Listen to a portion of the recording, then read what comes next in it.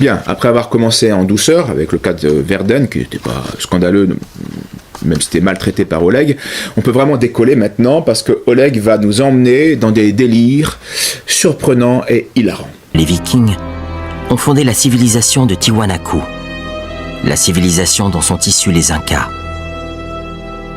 Les Vikings s'étaient bâtis tout un empire en Amérique du Sud, et le plus édifiant, c'est qu'ils exploitaient des mines d'or et d'argent au Pérou et au Brésil. Les fameuses cités d'or ont été créées par les Vikings. Enfant du soleil. Alors marrant, non ?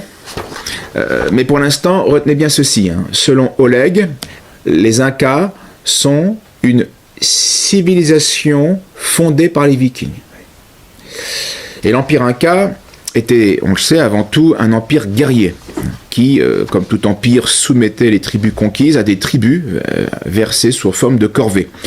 Cette société était fondée sur un système de castes, et on ne pouvait que très difficilement et exceptionnellement changer de rang. Un paysan ne pouvait pas devenir dirigeant. L'homme travaillait au champ ou dans l'artisanat, tandis que la femme s'occupait de la cuisine, de l'entretien de la maison. Le système exerçait aussi une politique de domination par les sacrifices humains.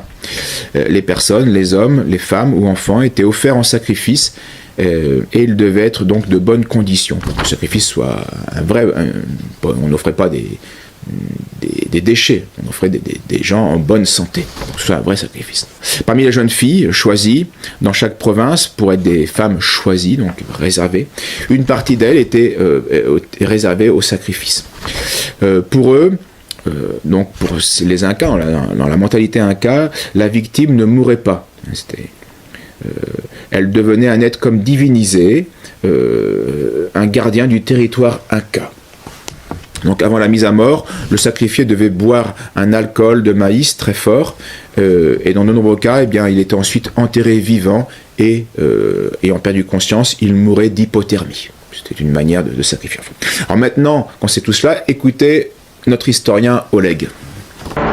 Dans le film Templiers Vikings et Cathédrale, nous avions démontré que le phénomène viking était une révolution odinique internationale. Une contre-attaque destinée à l'Empire chrétien qui asservissait les païens. Cette guerre était un combat pour la liberté et l'égalité. Une bataille menée contre la pensée unique et contre l'établissement d'une caste dominatrice. L'Église étant intimement liée à la politique, c'était aussi une guerre de religion, un face-à-face entre les dieux et les déesses odiniques et le Dieu unique chrétien. Les Vikings étaient des croisés. Ils rétablissaient la liberté pour les paysans et pour les femmes, partout où ils prenaient le pouvoir. Oui, donc tout cela est simplement stupide. D'un côté, on aurait des Vikings, fondateurs de la civilisation Inca, avec système de caste, avec des paysans astreints à des corvées, et où les femmes sont à la maison, sans parler des sacrifices humains. Et de l'autre côté, on a ces mêmes gentils Vikings qui libèrent la femme, les paysans maltraités, et qui s'opposent à des systèmes de caste promus par des méchants chrétiens. Donc tout cela, c'est du grand n'importe quoi, et ça ne fait que commencer. Oleg fantasme sur un druido-odinisme, sur un état donc druide, odinique, libre, sans esclaves, et sur une légendaire civilisation hyperboréenne. Alors, les sociétés celtes et germaniques, la guerre des Gaules de César en fait foi, on le sait, réduisaient elles aussi leurs captifs de guerre en esclaves. C'était une pratique universelle. De plus, on sait que les Celtes de Gaulle fournissaient des esclaves au comptoir grec de Méditerranée. Tacite, l'historien, précise la même réalité au sujet des Germains. Ils employaient et ils vendaient des esclaves captifs de guerre. Un mot tout de même sur les Vikings.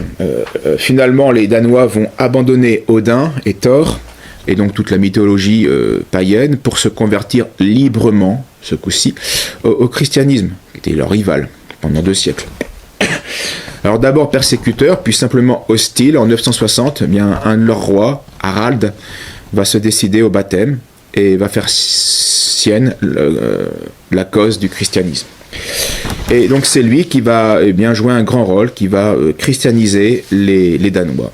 Svend, le fils de Harald, va pas être à la hauteur de son père, mais il va mourir chrétien. Et donc c'est surtout son descendant, Knud le Grand, qui va poursuivre l'œuvre.